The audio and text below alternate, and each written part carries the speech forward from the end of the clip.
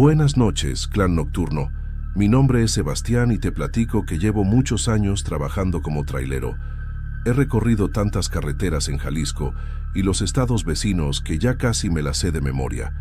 Lo que más me gusta de este trabajo es que puedo estar solo, pensar mientras conduzco y disfrutar del silencio de la noche. No soy un tipo que crea en cosas raras ni historias de fantasmas, aunque siendo honesto, he escuchado varias por ahí. Yo siempre he sido más de poner los pies en la tierra hasta que una noche me pasó algo que no puedo olvidar. Era una madrugada normal como cualquier otra cuando me tocaba hacer la ruta desde el centro de Guadalajara hacia Zapopan y luego continuar hacia Tlaquepaque. Ya conocía bien el camino, pero esa noche decidí tomar un desvío que pocos usan por la Avenida Patria, cerca de Ciudad del Sol. La verdad es que lo hago de vez en cuando para evitar el tráfico de la zona metropolitana de Guadalajara o simplemente por variar la ruta. Esa carretera secundaria que conecta con el periférico norte es más solitaria, pues está rodeada de desarrollos habitacionales nuevos y terrenos baldíos, y casi no hay autos a esas horas. Me gusta porque es más rápida para llegar a la zona industrial de Tlaquepaque, pero siendo sinceros, tiene algo que siempre me ha incomodado. Eran más o menos las 2 de la mañana cuando la vi, una luz en el horizonte muy al fondo, cerca de lo que parecía ser la barranca de Huentitán. Al principio no le presté mucha atención, pensé que era un poste de luz del alumbrado público de Guadalajara o tal vez otro carro, pero a medida que me acercaba me di cuenta de que no era ninguna de esas cosas. Esa luz no se movía, no parpadeaba, estaba ahí fija en el mismo lugar. No sabía de dónde venía, pero no se veía normal. Entonces decidí bajar la velocidad. La luz estaba justo al borde de la carretera, en un lugar donde no debería haber nada, cerca de uno de esos terrenos vacíos que abundan en las afueras de Guadalajara. Me empecé a sentir inquieto, con una sensación rara en el pecho, como si algo no estuviera bien. No había más coches, no había señales de vida, solo esa luz flotando a la orilla del camino, iluminando un pequeño pedazo de tierra. No sé por qué, pero algo en mi cabeza me decía que no debía parar, así que pisé un poco el acelerador y seguí mi camino hacia Tlaquepaque.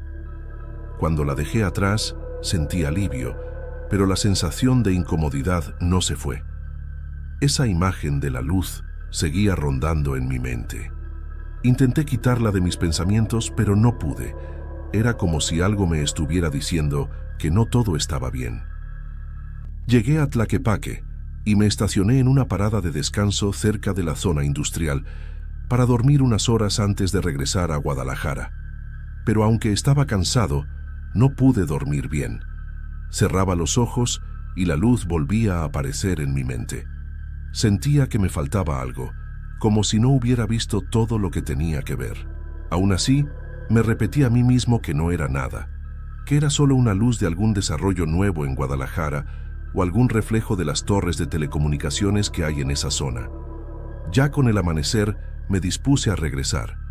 El día hacía que todo se sintiera más normal, menos extraño. Pasó el tiempo y cuando llegué al tramo donde había visto la luz, cerca de Ciudad del Sol, decidí reducir la velocidad solo por curiosidad y terminar con mis dudas de lo que vi esa noche. Cuando llegué a ese punto, sentí un nudo en el estómago. Cuando la vi, una cruz blanca al borde de la carretera casi escondida entre los matorrales y los árboles de mezquite. Paré el camión, me bajé y caminé hacia la cruz. No era grande y parecía haber estado ahí por mucho tiempo. La madera estaba desgastada por el clima de Jalisco y casi no se podía leer lo que decía, pero sí logré distinguir un nombre y una fecha. Hace 10 años alguien había muerto en ese lugar. Me quedé ahí mirándola sin saber qué pensar. El aire estaba muy frío, aunque el sol de Guadalajara ya había salido y todo se sentía extraño. En ese momento, un pensamiento se me vino a la cabeza. La luz que había visto la noche anterior no era una luz del alumbrado público ni una señal de algún desarrollo habitacional. No era algo normal. Estoy casi seguro de que esa luz era el espíritu de alguien que murió en ese lugar, alguien que no había podido descansar en paz. No soy de los que creen en esas cosas, pero ese pensamiento me invadió. Sentí que esa persona estaba atrapada de alguna manera, que su alma seguía ahí vagando por las afueras de Guadalajara, buscando que alguien lo viera o lo recordara. No pude evitar sentir tristeza por ese desconocido. Subí al camión de nuevo y mientras me alejaba, miré por el retrovisor. No sé si mi mente ya me tenía sugestionado o si de verdad lo vi, pero parecía que una pequeña luz brillaba justo donde estaba la cruz. Ya no quise detenerme. Seguí mi camino de regreso a Guadalajara en silencio, pero con la sensación de que había presenciado algo fuera de lo común, algo completamente paranormal. Después de ese día, nunca más tomé ese desvío por Ciudad del Sol. No le había contado mi experiencia a mucha gente. Solo menciono de vez en cuando lo que vi a otros camioneros de Guadalajara sin esperar que me crean. Pero en mi interior, yo sé lo que vi. Esa luz era el alma de alguien que no había podido descansar, tal vez atrapado en un limbo en las afueras de Guadalajara. No sé qué fue lo que lo mantuvo ahí, pero siento que por un momento yo fui testigo de algo que no pertenece a este mundo. Gracias por compartir mi historia. Cuando estás en la carretera tanto tiempo como yo por Jalisco y sus alrededores, empiezas a escuchar cosas.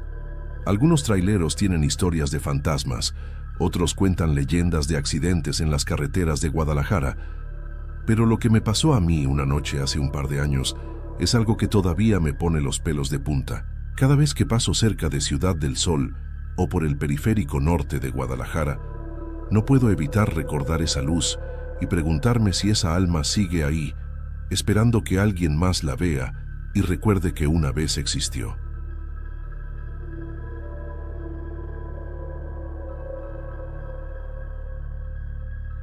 Hola a toda la comunidad, ¿cómo están?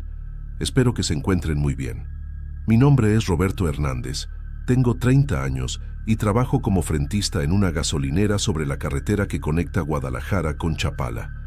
Llevo ya 5 años en este trabajo, y aunque no es el más glamoroso del mundo, me ha dado para mantener a mi familia y conocer muchas historias de los viajeros que pasan por aquí. Lo que les voy a contar sucedió hace unos meses, y todavía me da escalofríos recordarlo. La gasolinera donde trabajo está ubicada en un tramo bastante solitario de la carretera, aproximadamente a 20 kilómetros del centro de Guadalajara. Es uno de esos lugares que durante el día se ve normal, con su flujo constante de carros y camiones, pero que en las noches se transforma en algo completamente diferente. El edificio es pequeño, con apenas una oficina, un baño y una bodeguita para los productos. Afuera tenemos 4 bombas y un pequeño taller mecánico que atiende mi compadre Jesús durante el día. Mi turno es nocturno, de 10 de la noche a 6 de la mañana. Al principio me costó trabajo acostumbrarme, pero con el tiempo le agarré el ritmo. Durante estas horas, el movimiento es mucho menor. Pasan algunos trailers que van hacia la costa, carros de madrugadores que salen temprano al trabajo, y de vez en cuando algún borrachito que necesita gasolina para llegar a su casa. La mayoría del tiempo me la paso leyendo, viendo videos en el celular o platicando con los pocos clientes que llegan. Vivo con mi esposa Carmen y nuestro hijo de 8 años, Miguelito, en una casita que rentamos en un fraccionamiento cerca de ahí. Carmen siempre me decía que ese trabajo me iba a traer problemas, que las carreteras solitarias no eran lugares seguros, especialmente de noche. Yo siempre le contestaba que era pura superstición, que lo único peligroso eran los asaltantes, y para eso tenía mi botón de pánico conectado directamente a la policía. Todo empezó hace como 6 meses, a finales del otoño.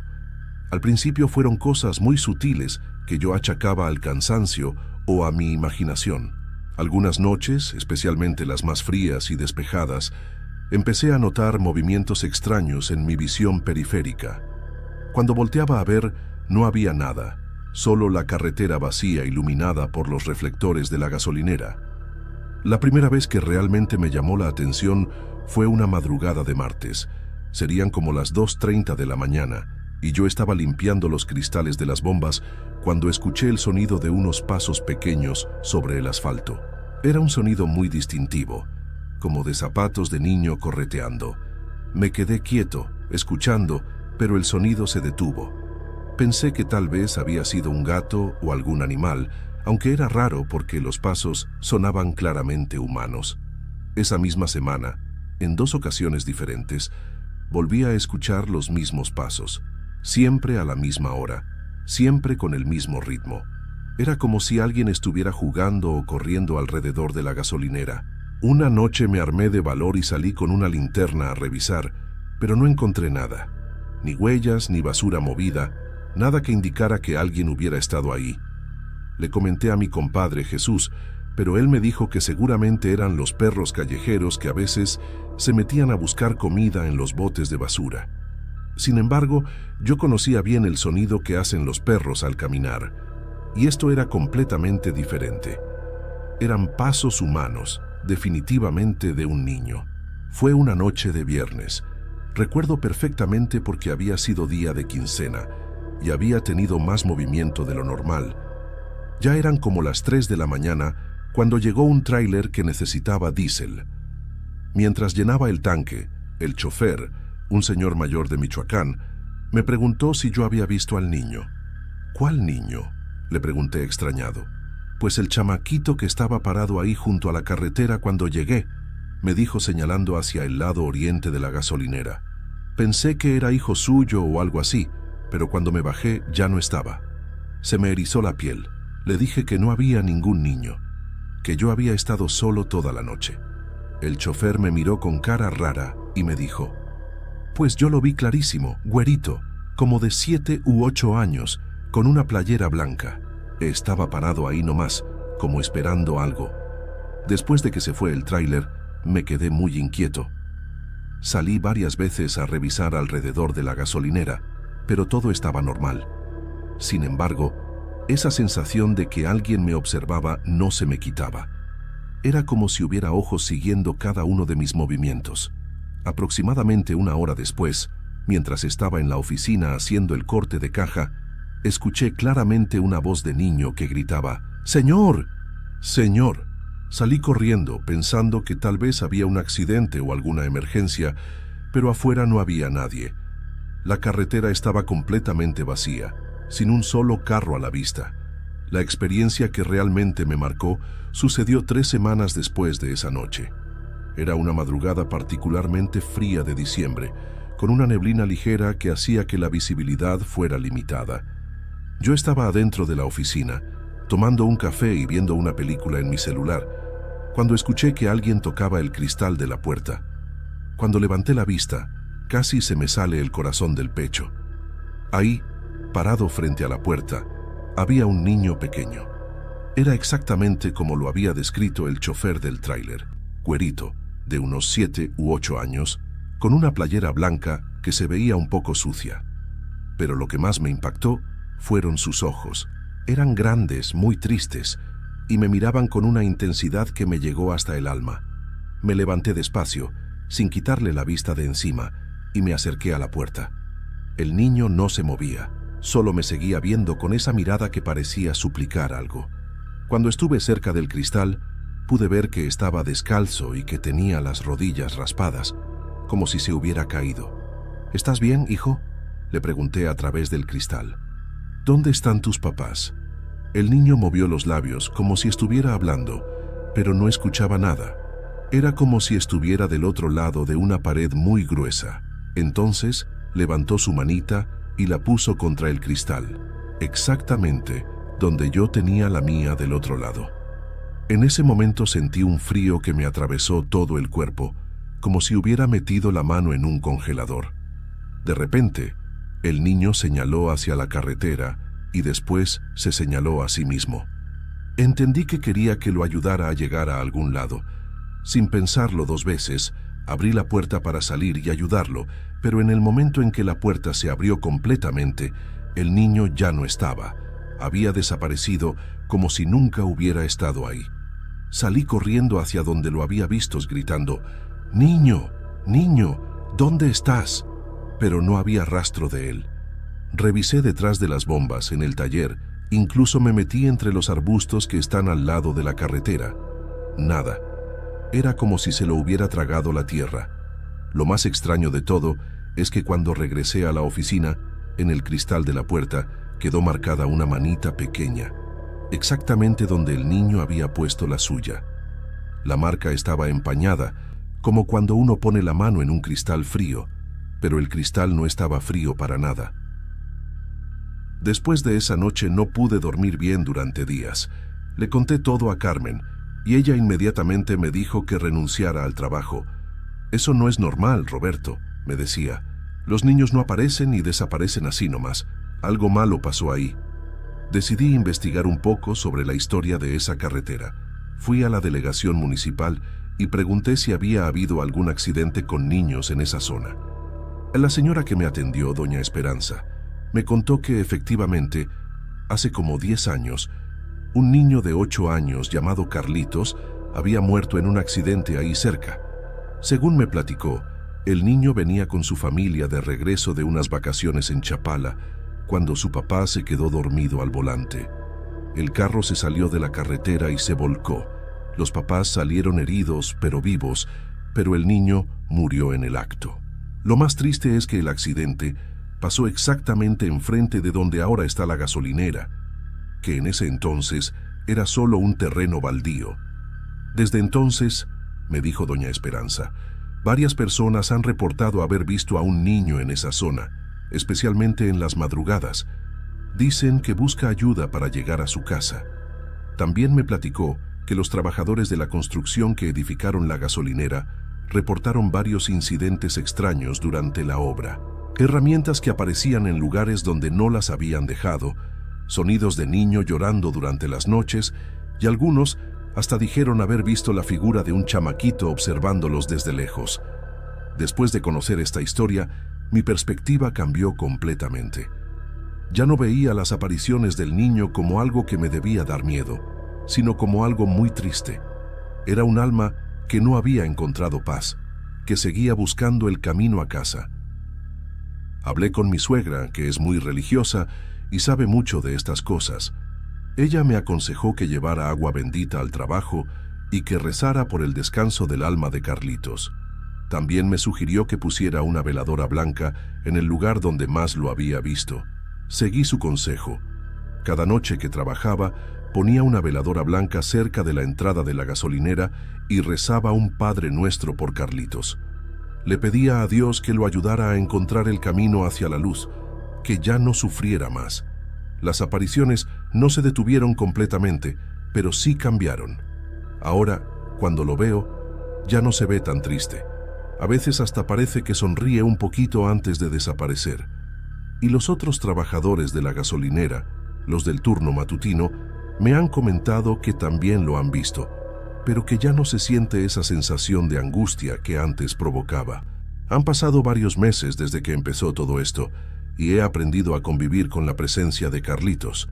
Ya no me da miedo cuando lo veo. Más bien me da una sensación de responsabilidad, como si fuera mi deber cuidar de él de alguna manera. Carmen ya no me pide que renuncie al trabajo, especialmente después de que le platiqué la historia completa. Ahora entiende que no es algo malévolo, sino un alma que necesita compañía y oraciones. Incluso Miguelito, mi hijo, a veces me pregunta por el niño de la gasolinera, y yo le explico que es un angelito que necesita nuestras oraciones. Lo que más me ha enseñado esta experiencia es que hay cosas en este mundo que van más allá de nuestra comprensión, pero eso no significa que debamos temerles. A veces, los que ya no están entre nosotros solo necesitan saber que no han sido olvidados, que alguien se acuerda de ellos y reza por su descanso. Cada noche que trabajo, sigo poniendo mi veladora y diciendo mis oraciones por Carlitos. Es mi manera de honrar su memoria y ayudar a que su alma encuentre la paz que tanto busca. Y aunque sé que algún día dejará de aparecerse, también sé que nunca voy a olvidar esas noches en que un niño perdido me enseñó que el amor y la compasión pueden trascender incluso la muerte. Bueno, pues esa es mi experiencia. Espero que les haya gustado y que entiendan que no todos los encuentros con el más allá tienen que ser terroríficos. A veces, solo son almas que necesitan un poco de amor y comprensión. Continuamos con la siguiente experiencia paranormal.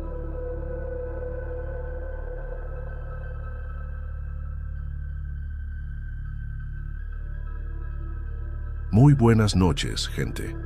Mi nombre es Ramón Castillo. Tengo 38 años y me dedico al transporte de mercancías por todo el estado de Jalisco. Trabajo desde hace 12 años en este negocio, manejando mi propio tráiler y trabajando principalmente con empresas que necesitan transportar productos de Guadalajara hacia los pueblos más alejados del estado. Lo que les voy a platicar pasó hace apenas 2 meses y todavía me da escalofríos recordarlo, porque me di cuenta de que en las carreteras no solo tenemos que cuidarnos de los accidentes, sino también de gente muy peligrosa que se hace pasar por autoridades. Trabajo de manera independiente con mi tráiler Freightliner 2019, color blanco con franjas rojas, que compré hace 3 años con mucho esfuerzo y sacrificio.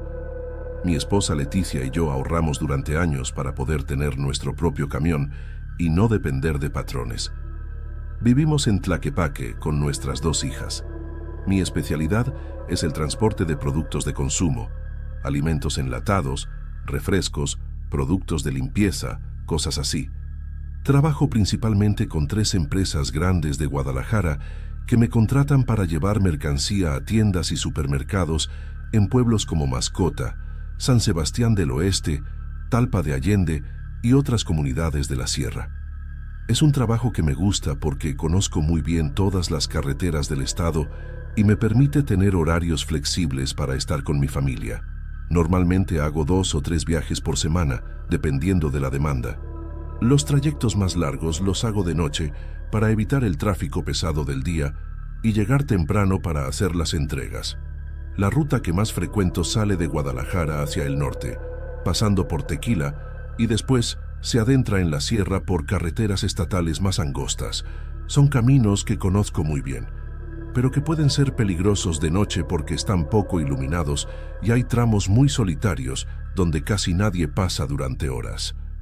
El problema pasó un martes de octubre, cuando llevaba un cargamento de productos alimenticios para Mascota. Había salido de Guadalajara como a las 9 de la noche porque quería llegar temprano al pueblo para hacer la descarga antes del mediodía y regresar el mismo día.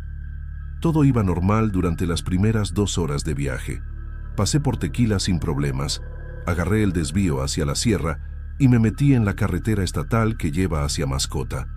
Es una carretera de 2 carriles, con muchas curvas y subidas, rodeada de bosque de pinos y encinos.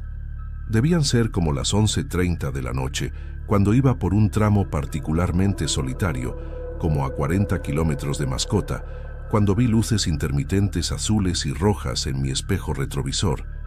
Al principio pensé que era una patrulla que venía en alguna emergencia, entonces me hice a un lado para dejarla pasar. Pero las luces no me rebasaron, se quedaron atrás de mí, claramente indicando que me debía parar. Seguramente es una revisión de rutina, pensé. En esas carreteras es común que la policía estatal haga operativos para revisar documentos y verificar que no se transporte nada ilegal. Me paré en una zona donde la carretera se ensanchaba un poco. Apagué el motor y esperé a que se acercaran los oficiales. Pero desde el primer momento algo me pareció raro. El vehículo que se había parado atrás de mí era una camioneta pick-up blanca con las luces policíacas montadas, pero no tenía los logotipos oficiales bien definidos.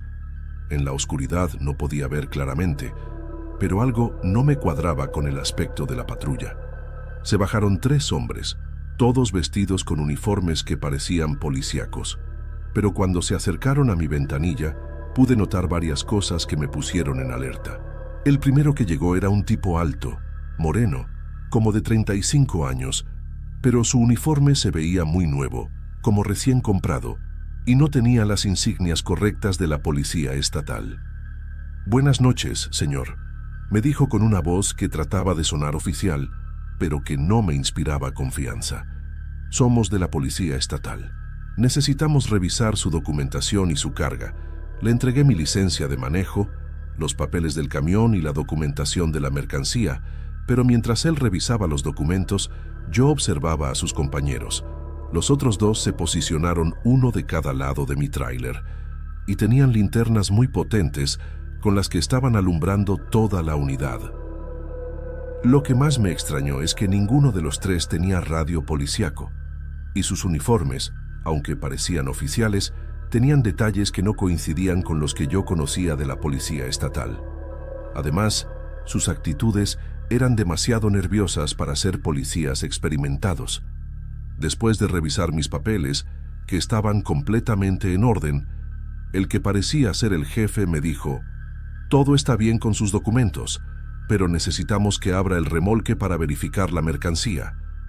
Esto me pareció muy raro, porque la carga estaba perfectamente documentada, con sellos oficiales de la empresa, y nunca me habían pedido que abriera el remolque en una revisión de rutina. Normalmente los policías revisan los papeles y pues si todo está en orden, te dejan seguir. «Oficial», le dije, «la carga está sellada por la empresa y tengo toda la documentación. ¿Es realmente necesario abrirla?». Su respuesta me confirmó que algo estaba muy mal. «Sí, es necesario. Hemos tenido reportes de contrabando en esta ruta y necesitamos verificar que todo esté en orden. Si no coopera, vamos a tener que llevárselo detenido». La amenaza me puso muy nervioso, pero también me hizo darme cuenta de que estos no eran policías reales. Un oficial verdadero nunca amenazaría con detener a alguien por pedir aclaraciones sobre un procedimiento. Mientras tanto, me di cuenta de que los otros dos habían puesto algo en la carretera, como a 50 metros adelante de mi camión. Cuando enfoqué bien con mis luces, vi que habían puesto una barrera improvisada con tambos y tablas, bloqueando completamente el paso. En ese momento me di cuenta de que estaba en una situación muy peligrosa. Estos no eran policías, eran criminales que se hacían pasar por autoridades para asaltar camiones. La barrera que habían puesto confirmaba que tenían todo planeado y que probablemente ya habían hecho esto antes. «Mire, oficial», le dije al que estaba junto a mi ventanilla, tratando de ganar tiempo mientras pensaba qué hacer, «voy a bajarme para abrir el remolque, pero necesito agarrar las llaves en la cabina». «Está bien, pero hágale rápido», me respondió, pero noté que puso la mano en el cinturón, donde tenía lo que parecía ser un arma. Fingí que buscaba las llaves, pero en realidad me estaba preparando para arrancar. Sabía que si abría el remolque, no solo se iban a robar la mercancía, sino que probablemente me iban a hacer daño o algo peor. Había escuchado historias de traileros que habían desaparecido en situaciones similares. El problema era que habían bloqueado la carretera adelante, y atrás estaba la camioneta de ellos. Mi única opción era tratar de romper la barrera y huir, aunque fuera muy arriesgado. Sin avisar, prendí el motor y aceleré a fondo hacia la barrera. Los falsos policías se quedaron sorprendidos por unos segundos, pero inmediatamente empezaron a gritar y a correr hacia su camioneta. Mi tráiler se estrelló contra la barrera improvisada y la destrozó completamente. Los tambos y las tablas salieron volando, pero logré pasar sin dañar gravemente mi camión. El impacto fue fuerte, pero el tráiler siguió funcionando normalmente.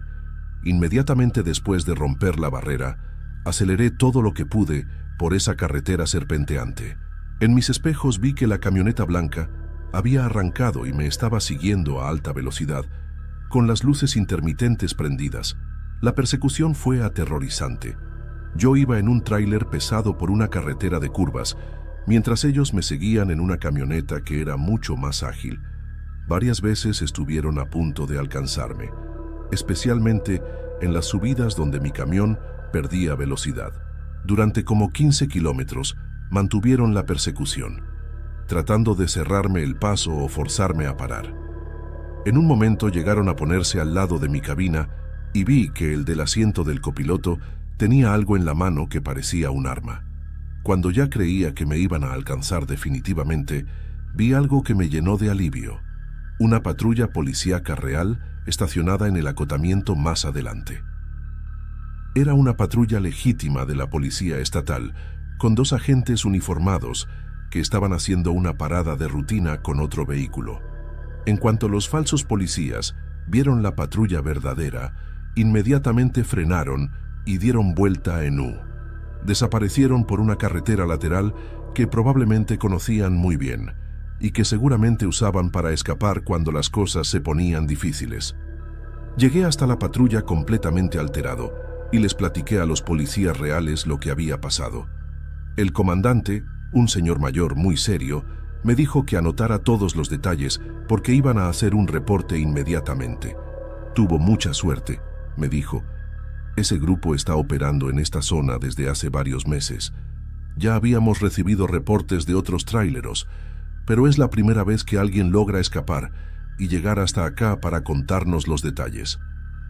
Los policías me explicaron que estaban investigando a una banda de criminales que se hacía pasar por autoridades para asaltar camiones de carga en las carreteras solitarias de la sierra.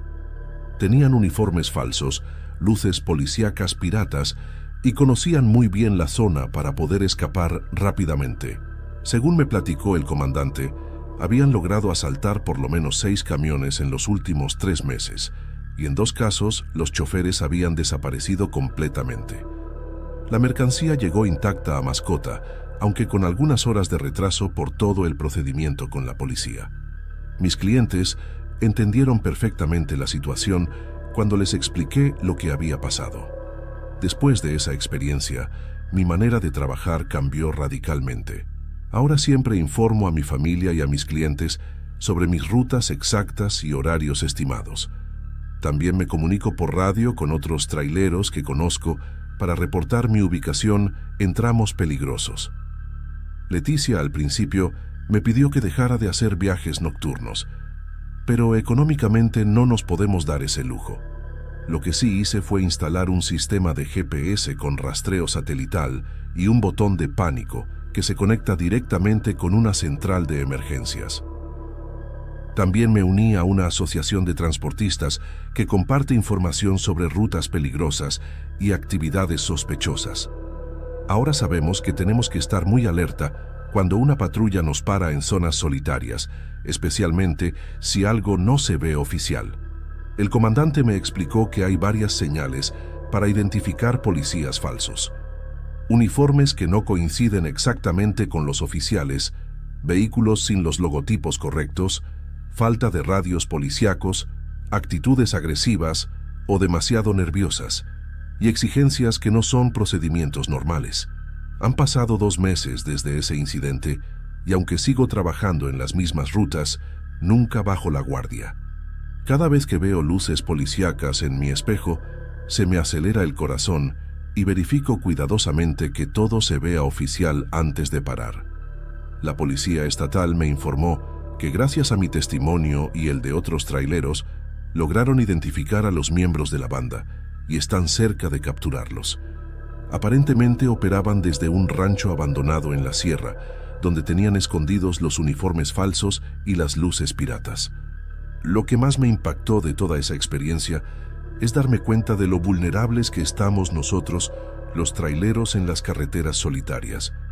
No solo tenemos que preocuparnos por accidentes o fallas mecánicas, sino también por criminales que usan la confianza que tenemos en las autoridades para cometer sus crímenes. Esa experiencia me enseñó que en nuestro trabajo no podemos confiar ciegamente en nadie, ni siquiera en quien aparenta ser autoridad. La criminalidad evolucionó y ahora usa métodos muy sofisticados para engañar a gente honesta que trabaja en las carreteras. También me di cuenta de la importancia de mantener la calma en situaciones de peligro y de confiar en el instinto cuando algo no se ve bien. Si no hubiera puesto atención a esas señales de alarma, probablemente habría terminado como víctima de esos criminales. Mis hijas ahora entienden mejor por qué a veces llego tarde o por qué cambio mis rutas. Les expliqué que papá tiene que ser muy cuidadoso en el trabajo, pero que siempre va a hacer todo lo posible para regresar sano y salvo a casa. Lo más importante que aprendí es que no hay carga ni dinero que valga más que la vida. Si alguna vez me encuentro nuevamente en una situación similar, voy a hacer todo lo necesario para protegerme, aunque eso signifique perder la mercancía.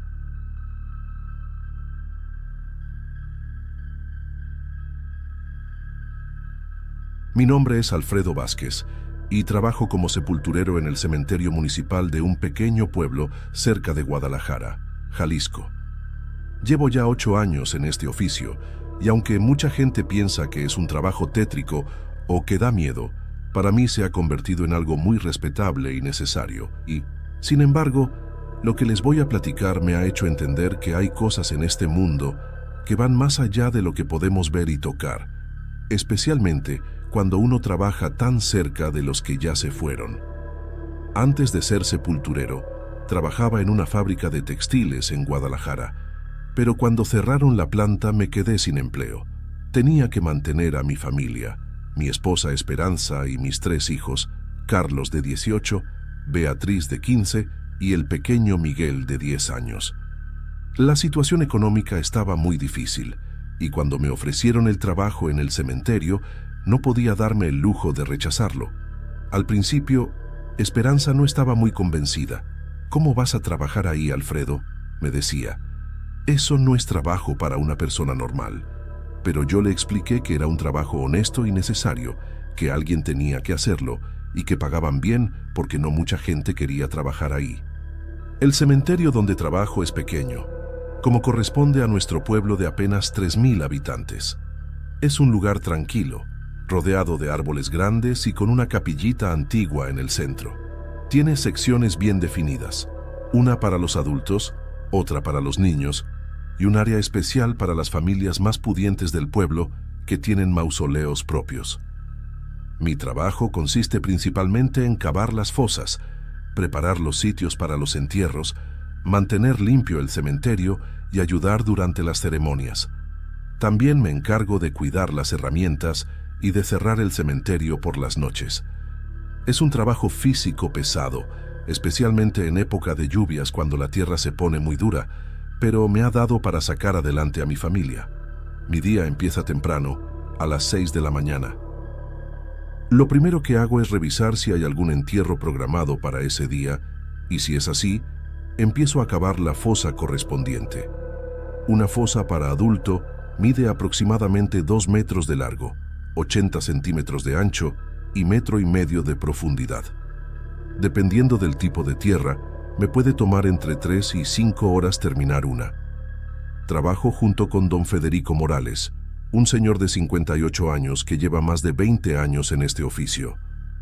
Él me enseñó todo lo que sé sobre el trabajo: cómo medir correctamente las fosas, cómo hacer que queden bien niveladas, cómo tratar con respeto a las familias dolientes y, sobre todo, cómo mantener la compostura y la dignidad en momentos tan difíciles.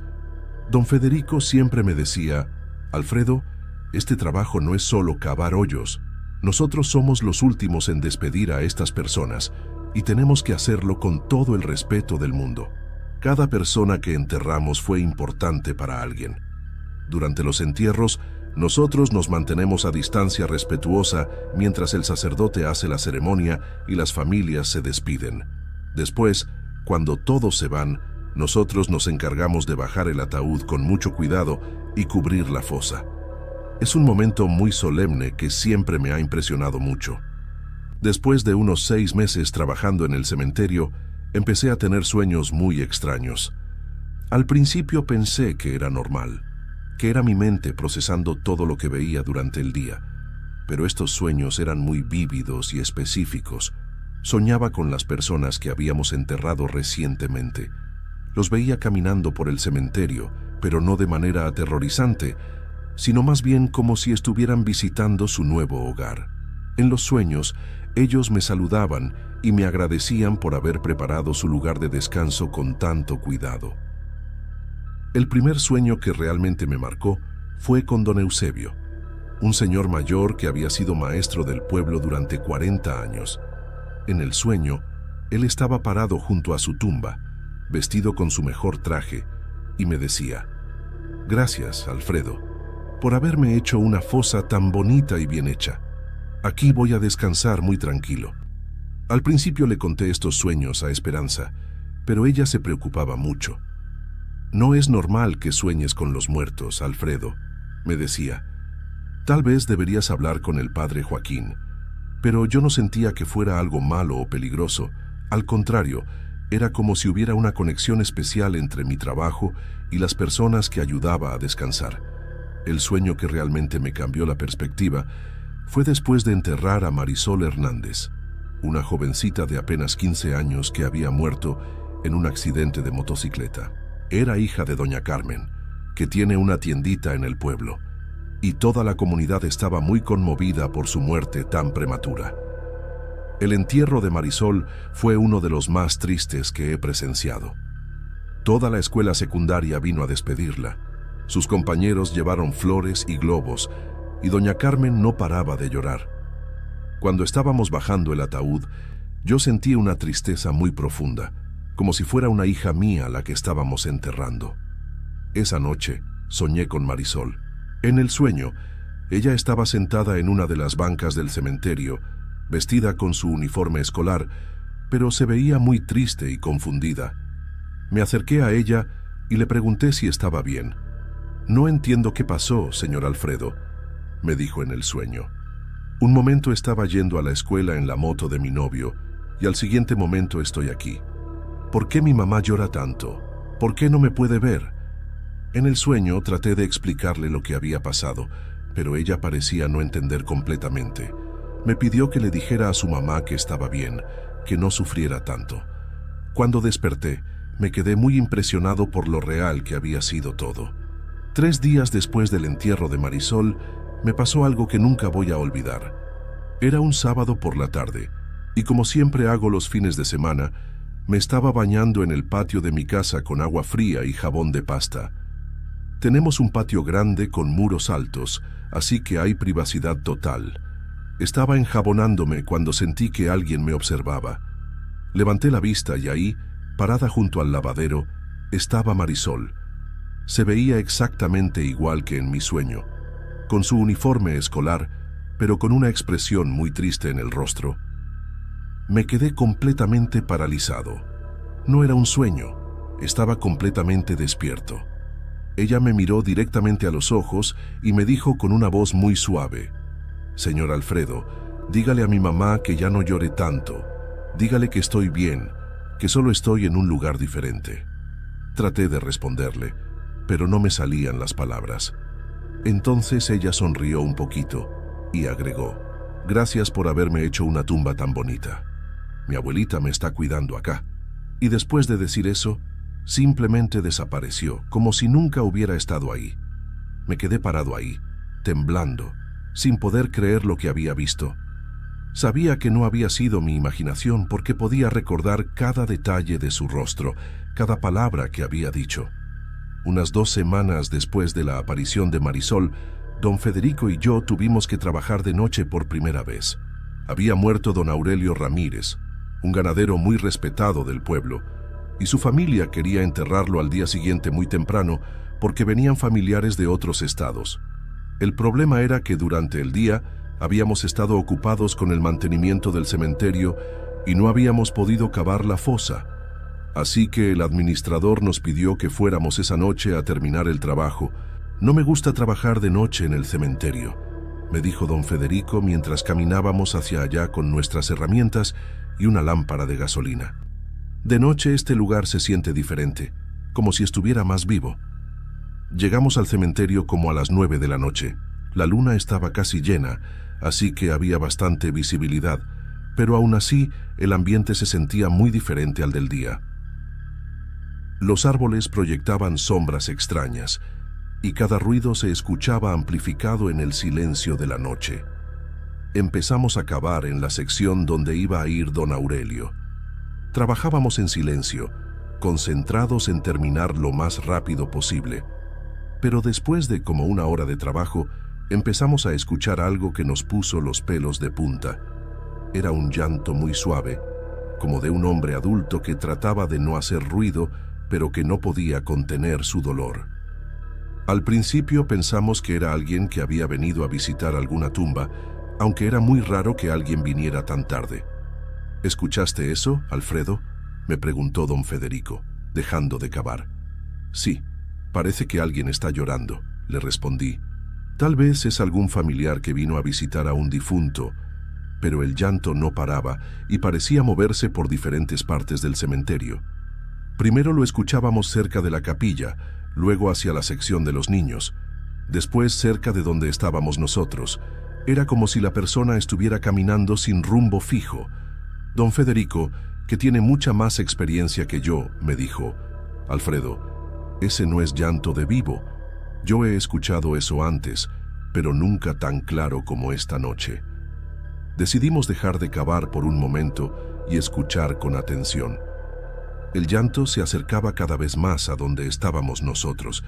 Era un sonido muy triste, lleno de dolor, como si fuera alguien que acabara de perder a un ser querido. Fue entonces cuando lo vimos. Entre las tumbas, como a unos 30 metros de donde estábamos, había una figura oscura. Era claramente la silueta de un hombre, pero no podíamos distinguir sus rasgos porque parecía estar hecho de sombra pura. La figura estaba arrodillada junto a una tumba, y de ahí venía el llanto que habíamos estado escuchando. Se balanceaba hacia adelante y hacia atrás, en una actitud de dolor profundo, como si estuviera despidiéndose de alguien muy querido. ¿Lo ves, Alfredo?, me susurró don Federico, agarrándome del brazo. Sí, lo veo, le respondí, sin poder quitar los ojos de la figura. ¿Qué hacemos? Nada, me dijo don Federico. Respetamos y seguimos trabajando en silencio. Él tiene derecho a estar aquí tanto como nosotros. La figura siguió ahí durante unos 10 minutos más, lamentándose suavemente. Nosotros continuamos cavando, pero muy despacio, y tratando de hacer el menor ruido posible. Era como si estuviéramos compartiendo el cementerio con alguien que tenía una necesidad muy profunda de estar ahí. Después de un rato, el llanto se fue apagando gradualmente, y cuando volteamos a ver, la figura ya no estaba. Había desaparecido tan silenciosamente como había aparecido. Terminamos de cavar la fosa como a las 11:30 de la noche, y nos fuimos del cementerio sin hablar mucho de lo que habíamos visto. Pero al día siguiente, don Federico me explicó algo que me ayudó a entender mejor mi trabajo. Alfredo, me dijo, este cementerio no es solo un lugar donde guardamos a los muertos.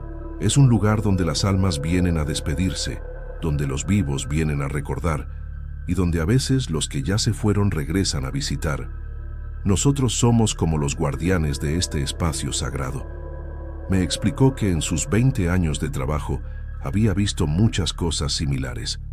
Figuras que caminaban entre las tumbas, voces que susurraban nombres, luces que aparecían sin explicación.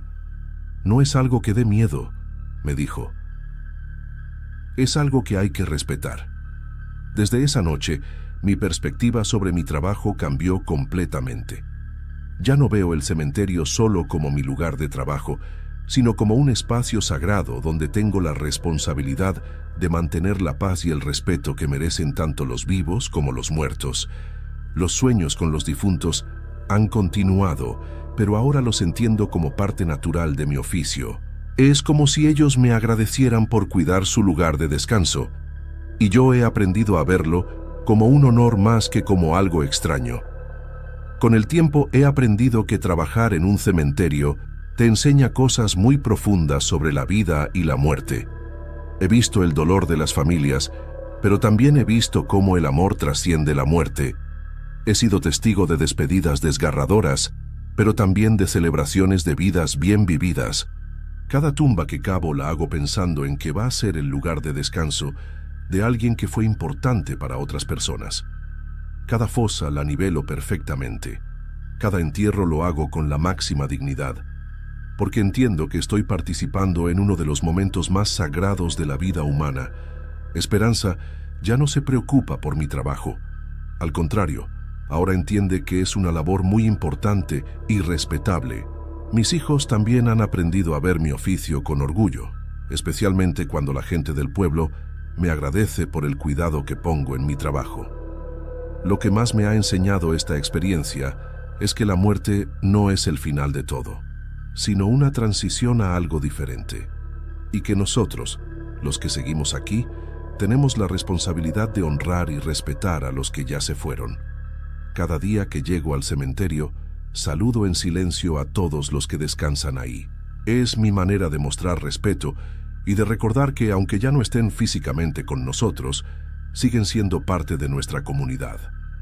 Bueno, pues esa es mi experiencia como sepulturero y los misterios que he encontrado en este trabajo. Espero que entiendan que no todos los encuentros con el más allá son aterrorizantes. A veces son simplemente recordatorios de que hay cosas más grandes que nosotros y que merecen nuestro respeto.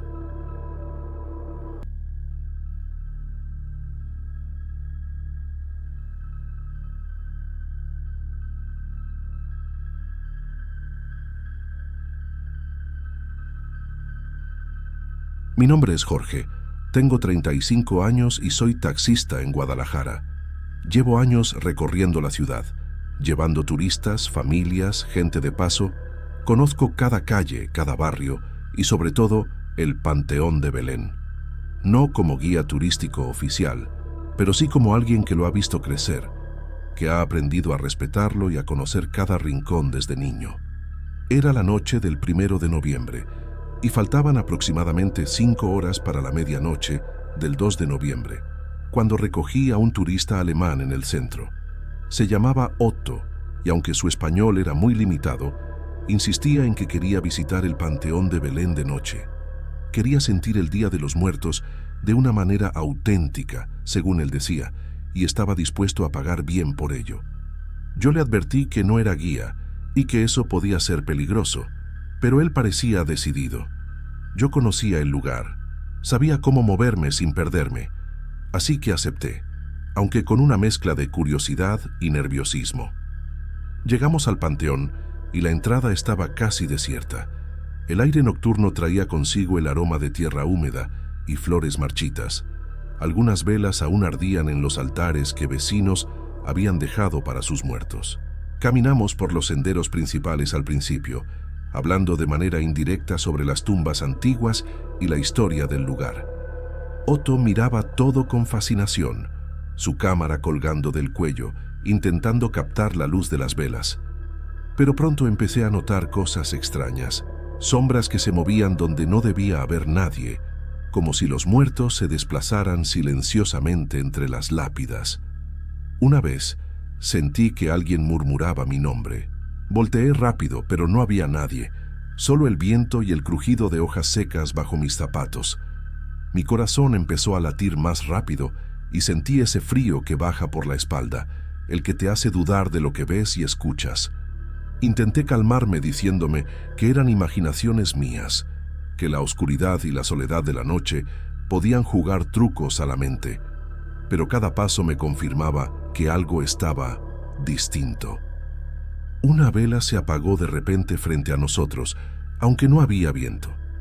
Una pequeña cruz de metal cayó de una tumba cercana, como si alguien invisible la hubiera movido. Otto no parecía notarlo, o al menos no mostraba miedo. Su curiosidad lo mantenía más allá del susto. Aún así, yo no podía quitar de mi cabeza esa sensación. Algo nos estaba observando. Mis pies temblaban ligeramente y cada sombra parecía más larga, más oscura, más real. Caminamos por un pasillo de tumbas antiguas y un sentimiento extraño se apoderó de mí, como si el panteón quisiera mostrarnos algo y no nos dejara ir con facilidad. Esa noche, mientras las sombras se alargaban y los susurros persistían, supe que lo que parecía un paseo turístico estaba empezando a convertirse en algo mucho más profundo y perturbador. Algo me decía que esa noche, el Panteón de Belén no nos dejaría salir igual que entramos. La noche se volvió más pesada conforme avanzábamos por los pasillos del panteón. Las sombras parecían alargarse a cada paso, como si los muertos estuvieran caminando silenciosamente entre las lápidas. Otto seguía adelante, curioso, explorando cada rincón, mientras yo sentía una inquietud que no podía explicar. Mi corazón no dejaba de latir rápido y un frío constante me recorría la espalda, aunque el aire era templado. De repente, me di cuenta de que Otto ya no estaba a mi lado. Giré rápidamente llamando su nombre, aunque sabía que él no podría entenderme bien. No había respuesta. Solo el silencio profundo del cementerio y el crujir de mis propios pasos sobre la piedra. Durante unos segundos sentí un pánico creciente. Mi instinto me decía que algo no estaba bien. Entonces lo vi de nuevo, a unos metros, como si nunca hubiera desaparecido. Su expresión estaba confusa, desconcertada, y parecía no recordar por qué me miraba con sorpresa. A partir de ese momento, los sucesos extraños no dejaron de suceder. Pequeños objetos se movían solos. Un florero cayó de una tumba cercana. Algunas piedras se desplazaban como si alguien invisible caminara entre nosotros y varias velas se apagaban sin motivo. Cada vez que miraba atrás, sentía que el espacio se distorsionaba, que los caminos se mezclaban y me costaba reconocer lugares que conocía perfectamente. La sensación de que algo nos seguía, nos observaba, se hacía más intensa. Intenté mantener la calma, convenciendo a mi mente de que podía ser mi imaginación. Pero no era solo eso. Cada vez que Otto desaparecía por unos segundos, un miedo profundo se instalaba en mí. Me sentía responsable de él, obligado a cuidarlo, y a la vez completamente impotente frente a lo que estaba ocurriendo. La confusión de Otto, sus miradas perdidas y la forma en que tropezaba con las piedras del camino, me hacía sentir que estábamos atrapados en algo que no podíamos comprender. Recuerdo que, en un momento, me detuve para observar una tumba antigua. Las inscripciones estaban gastadas por el tiempo y un aroma a flores secas llenaba el aire. Otto desapareció otra vez, y esta vez por más tiempo. Corrí buscando su figura entre las lápidas, sintiendo un nudo en el estómago que no me dejaba respirar con normalidad. Cuando finalmente apareció, su mirada era vacía, como si hubiera estado en otro lugar, en otro tiempo, y no recordara nada de lo sucedido. Cada paso que dábamos me hacía sentir que el panteón ya no era solo un lugar de descanso para los muertos. Era un laberinto vivo, cargado de presencias invisibles y silenciosas, que parecían observarnos y jugar con nosotros. Esa noche, la frontera entre lo real y lo inexplicable se volvió tan delgada que apenas podía distinguirla, y una sensación de peligro inminente comenzó a crecer dentro de mí. Sentí el peso de la noche sobre mis hombros mientras trataba de guiar a Otto de regreso por los senderos principales del panteón. Pero cuanto más caminábamos, más me daba cuenta de que estábamos en un lugar que yo nunca había visto. Las lápidas se alineaban de manera diferente, los pasillos se estrechaban y se torcían como si el cementerio mismo nos hubiera atrapado en un laberinto que solo él conocía. La familiaridad que siempre había sentido se había desvanecido por completo.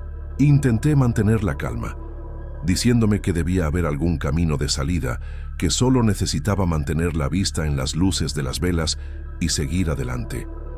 Pero el aire se sentía más denso, y un silencio absoluto lo envolvía todo, interrumpido solo por el crujido de mis propios pasos. Cada sombra parecía moverse con vida propia, siguiendo mis movimientos, observando cada respiración. En un momento, me alejé un instante para recoger algo de mi mochila, y al volver la mirada, Otto ya no estaba. Mi corazón se detuvo, lo llamé de manera indirecta, esperando que me respondiera, que apareciera como antes, pero esta vez no hubo respuesta. Solo el eco de mi voz resonando entre las lápidas y el murmullo del viento. Un miedo profundo me recorrió. No podía encontrarlo, no sabía si se había perdido o si algo más lo había tomado. Caminé desesperadamente por los corredores que se alargaban y se enroscaban de manera imposible. Cada giro me llevaba más lejos de la entrada y cada sombra parecía más sólida, más amenazante. Sentí que estaba solo, completamente solo, y que el panteón había decidido no dejarme salir sin antes hacerme enfrentar algo que no podía comprender. Después de un tiempo que no puedo medir, me convencí de que Otto simplemente había desaparecido. Tal vez se había perdido y había logrado salir por otro lado, pensé. El miedo y la confusión se mezclaban dentro de mí. Mi mente buscaba explicaciones racionales, pero ninguna parecía suficiente. Con un nudo en el estómago, decidí continuar, salir de ese lugar extraño y oscuro, aunque con la sensación de que algo invisible me seguía, observando cada paso que daba. Mientras me acercaba a la salida, cada sombra parecía alargar sus dedos hacia mí, y el frío constante en mi espalda se intensificaba. Sabía que algo había cambiado en el panteón, algo que no podía explicar con palabras, Algo había tomado a Otto, o tal vez lo había encontrado antes de que yo pudiera reaccionar. Y aunque lograra salir, el eco de su desaparición y la sensación de haber estado atrapado en un lugar que no existía en los mapas se quedaron conmigo para siempre. Al día siguiente, el sol brillaba sobre Guadalajara y aunque el Panteón de Belén parecía normal bajo la luz del día, yo no podía quitarme la sensación de la noche anterior. Aún así, debía trabajar. Recogí a un pasajero que quería visitar la tumba de un familiar y durante el camino decidí contar sobre el turista de la noche anterior para intentar romper el hielo, para tratar de que esa historia se sintiera más ligera. ¿Sabes? Visitar un cementerio de noche en el Día de Muertos solo podía ser cosa de turista. Hablé de su aspecto, de su ropa clara, de su curiosidad por el Día de los Muertos, tratando de compartir la historia sin pensar demasiado en lo que realmente había pasado. El pasajero me escuchaba con atención y, después de unos momentos, me miró con seriedad. Me dijo que recordaba un caso muy similar. Años atrás, un turista con la misma descripción, mismo país de origen y vestimenta, había desaparecido en el Panteón de Belén durante una visita nocturna. Según él, el cuerpo del turista fue encontrado después, pero estaba irreconocible debido a la violencia del crimen. Dijo que nunca olvidó la historia porque fue un caso muy feo y que había sentido pena al ver la foto del hombre en la televisión. Él dijo que incluso recordaba al dueño. El chico se llamaba Otto. Mi corazón se detuvo. Mis manos comenzaron a temblar y la sangre se me heló en las venas. La voz del pasajero parecía tranquila, pero cada palabra perforaba mi mente con una certeza aterradora. El turista que había acompañado la noche anterior podría haber sido un espíritu, o tal vez algo aún más oscuro había jugado con nosotros. No podía dejar de pensar en las sombras, en los susurros y en cómo Otto desapareció sin dejar rastro.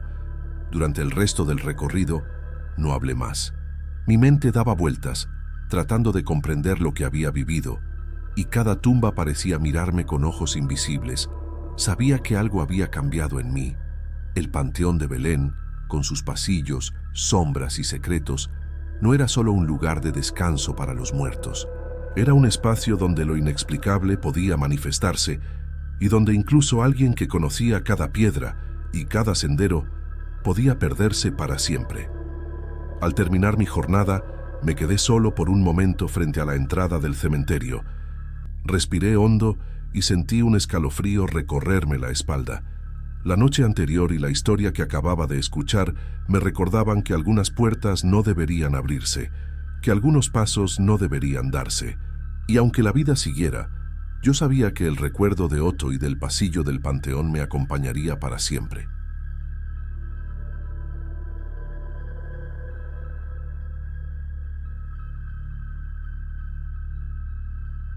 Era octubre de 2022 y el mercado de San Juan de Dios estaba lleno de colores y aromas típicos del Día de Muertos. Yo, Luciano, tengo 33 años y vendo flores en el mercado de San Juan de Dios, Guadalajara, desde hace más de una década.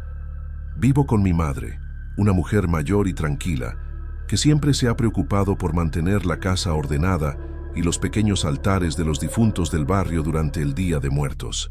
Ella respeta las tradiciones, pero nunca se involucró en mi trabajo con las flores.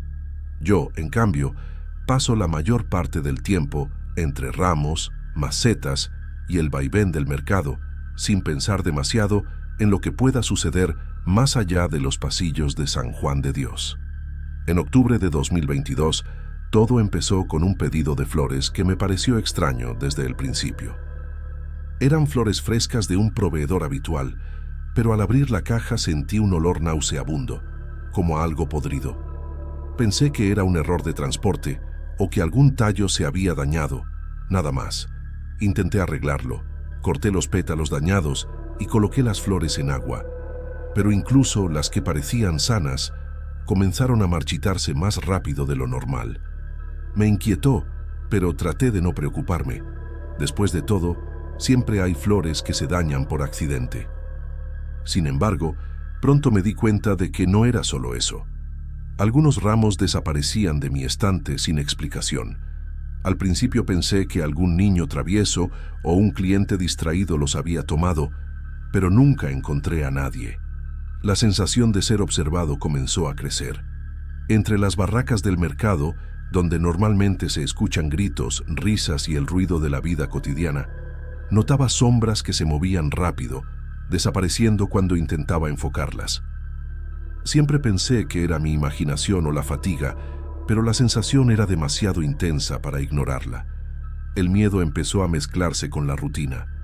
Cada mañana al abrir mi puesto, revisaba los ramos con cuidado, oliendo las flores, asegurándome de que ninguna tuviera el extraño aroma. A veces sentía un escalofrío recorrer mi espalda, como si alguien respirara detrás de mí, y al voltear no había nadie. Las otras vendedoras me miraban con curiosidad, pero nadie mencionaba lo que parecía evidente. Algo extraño ocurría en mi puesto. Lo más inquietante era cómo el olor se intensificaba en ciertas horas, como si las flores reaccionaran a la presencia de alguien invisible. Incluso algunos pétalos comenzaban a marchitarse en cuestión de minutos, mientras otros permanecían frescos. Empecé a sentir que no era solo una cuestión de flores, había algo más, algo que no podía explicar. Una mezcla de ansiedad, confusión y una especie de temor sordo me acompañaba cada día. Ya no podía concentrarme como antes, y cada vez que alguien se acercaba a mi puesto, sentía que algo invisible lo seguía, como si quisiera que también notaran el extraño olor. Por las noches, después de cerrar el puesto, caminaba por los pasillos del mercado vacío, intentando organizar las flores que quedaban y limpiar las macetas. Las sombras de los pasillos me parecían más densas, más amenazantes. A veces juraría que veía un parpadeo de movimiento entre las barracas, y otras escuchaba un susurro que se desvanecía antes de que pudiera distinguir palabras. Nunca había tenido miedo así en mi vida. Era como si algo estuviera empezando a reclamar un espacio que no le pertenecía, y yo no sabía cómo enfrentar aquello. No podía dormir pensando en lo que estaba pasando. Cada ramo de flores parecía cargado de una energía extraña, y la sensación de ser observado se volvió insoportable. La vida seguía alrededor del mercado, con su ruido, su calor y su caos, pero para mí todo parecía detenido, como si algo invisible hubiera alterado mi realidad. Después de aquellos primeros incidentes, con los ramos que se marchitaban y desaparecían, empecé a notar que los problemas no eran solo míos. Algunos clientes regresaban con gestos de incomodidad para contarme que se habían sentido mal después de comprar mis flores. Una señora mayor mencionó, sin dar detalles, que había tenido sueños extraños, pesadillas llenas de figuras sombrías y flores marchitas que parecían perseguirla por la casa. Otros comentaban que sentían un olor fuerte y desagradable, incluso al llegar a su hogar, aunque habían comprado los ramos el mismo día que yo los vendí. Al principio traté de restarle importancia, pensando que tal vez eran coincidencias o exageraciones, pero los comentarios se hicieron cada vez más frecuentes. Un joven, que siempre venía a comprar flores para el altar de su familia, me confesó que durante la noche había escuchado pasos en su casa, aunque vivía solo. Otra clienta, nerviosa, relató que sus mascotas se mantenían alejadas de las flores que había llevado de mi puesto, algo que nunca antes había ocurrido. La sensación de culpa comenzó a pesarme. Me preguntaba si de alguna manera yo estaba transmitiendo algo con los ramos, o si había hecho algo mal al manipularlos. Incluso pensé en dejar de vender flores por unos días, pero no podía. El mercado era mi sustento, y cada año esperaba que el Día de Muertos trajera clientes y algo de tranquilidad financiera. Sin embargo, la inquietud se hacía más fuerte con cada queja. Mientras tanto, entre los pasillos del mercado, las sombras que antes solo aparecían ocasionalmente comenzaron a sentirse más densas. Los vendedores cercanos me miraban con una mezcla de curiosidad y recelo, aunque ninguno decía abiertamente lo que yo temía, que algo extraño estaba sucediendo alrededor de mis flores. Era como si el aire mismo se volviera más pesado cerca de mi puesto, y el olor desagradable se aferrara a los ramos aunque intentara lavarlos o cambiarlos de lugar. Por las noches, Después de cerrar, no podía dejar de pensar en las historias de los clientes. Me sentía atrapado entre la realidad y algo que no podía explicar. A veces, al recostarme en mi cama, parecía escuchar sus voces mezcladas con susurros invisibles, palabras apenas audibles que se desvanecían antes de que pudiera entenderlas. Comenzó a aparecer un miedo silencioso, distinto del susto momentáneo que uno siente al tropezar con algo. Era una sensación de que algo más grande, más antiguo, estaba observando y esperando. Cada día en el mercado se convirtió en un acto de vigilancia. Revisaba las flores varias veces, olía cada ramo y me aseguraba de que nada estuviera dañado. Aún así, la sensación de que algo invisible rondaba cerca de mis clientes y de mis flores crecía. Comprendí, de manera silenciosa y aterradora, que aquello no era solo un problema de negocios. Había algo que no debía ser ignorado, algo que reclamaba atención y respeto. Después de varios días lidiando con flores que se marchitaban y las historias inquietantes de los clientes, algo dentro de mí comenzó a cambiar. El mercado, que antes era un lugar familiar y bullicioso, empezó a sentirse distinto, casi como si respirara a su propio ritmo, independiente de mi presencia. Cerraba mi puesto tarde, cuando los últimos visitantes ya se habían ido, y el silencio que quedaba entre los pasillos se sentía pesado, denso, casi tangible. Una noche, mientras acomodaba los ramos restantes, escuché un susurro apenas perceptible detrás de mí. Me giré de golpe, pero no había nadie. El sonido desapareció tan rápido como apareció, dejándome con un frío en la espalda y el corazón acelerado. Caminé por el pasillo, pensando que era mi imaginación, pero a cada paso sentía el eco de pasos que no eran los míos, pasos que parecían acercarse y alejarse al mismo tiempo. El mercado vacío, que normalmente inspiraba tranquilidad al final de la jornada, se había convertido en un laberinto de sombras y ecos. Empecé a notar detalles que antes ignoraba. Las luces de algunas barracas parpadeaban sin razón aparente, y algunas flores que había colocado cuidadosamente en macetas parecían moverse ligeramente, como empujadas por una brisa inexistente. Sentía una presión constante, una especie de mirada invisible que me seguía. Cada vez que intentaba concentrarme en organizar los ramos, los susurros regresaban, más cerca, como si alguien caminara a mi lado. Pero cada vez que volteaba, el pasillo estaba vacío. Esa noche caminé por los corredores más oscuros, tratando de recoger todo y cerrar. Mis manos temblaban y la respiración se me aceleraba con cada sonido. Juraría que, en algún momento, vi una sombra entre las barracas que desapareció cuando la miré directamente. La sensación de persecución no era momentánea, era constante, como si algo se hubiera fijado en mí, como si mis flores fueran un imán para algo que no podía comprender. Mi mente intentaba racionalizarlo: cansancio, estrés, imaginación, cualquier excusa que pudiera calmar el miedo. Pero la evidencia de los clientes y las flores imposibles de mantener frescas me decía otra cosa. No era coincidencia. Algo invisible, algo que no pertenecía a este mundo, estaba cerca, relacionado con los ramos que vendía. La ansiedad me acompañaba incluso fuera del mercado. Al cerrar la puerta de mi casa, sentía que los ojos de alguien me seguían, aunque mi madre nunca notaba nada. Con cada noche que pasaba solo en el mercado, los susurros y los pasos se volvían más claros, más insistentes. Había una presencia que parecía moverse entre las sombras, acechando mis movimientos, esperando algún descuido. Yo me sentía atrapado, incapaz de escapar de algo que no podía ver ni tocar, pero que sin duda estaba ahí, ligado de alguna manera a las flores que vendía, a la tradición que traían consigo y a las almas que probablemente nadie recordaba.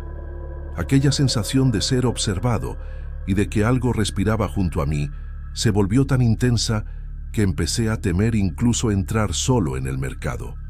Cada flor marchita, cada ramo que desaparecía, cada cliente que regresaba con malestar, todo se unía en un mismo patrón que no podía ignorar. El miedo ya no era solo físico, se había instalado en mi mente, en cada pensamiento, en cada decisión, recordándome que no estaba solo, aunque no pudiera ver a quienes me acompañaban en la oscuridad. Era el último día antes del 2 de noviembre y el mercado estaba más lleno que nunca. Los corredores olían a copal, a incienso y a miles de flores frescas, pero entre todo ese aroma había un olor extraño que persistía en mis ramos, un olor que recordaba a flores podridas y que no podía quitar de ninguna manera. Mientras acomodaba los ramos para los últimos clientes, vi a lo lejos a Dona Carmela, una mujer que conozco desde hace años, conocida en el barrio por sus prácticas de curandería y su intuición sobre lo invisible. Ella siempre compra flores conmigo, y aunque la respeto y a veces la temo un poco por su reputación, jamás había sentido que sus palabras tuvieran tanto peso como esa tarde.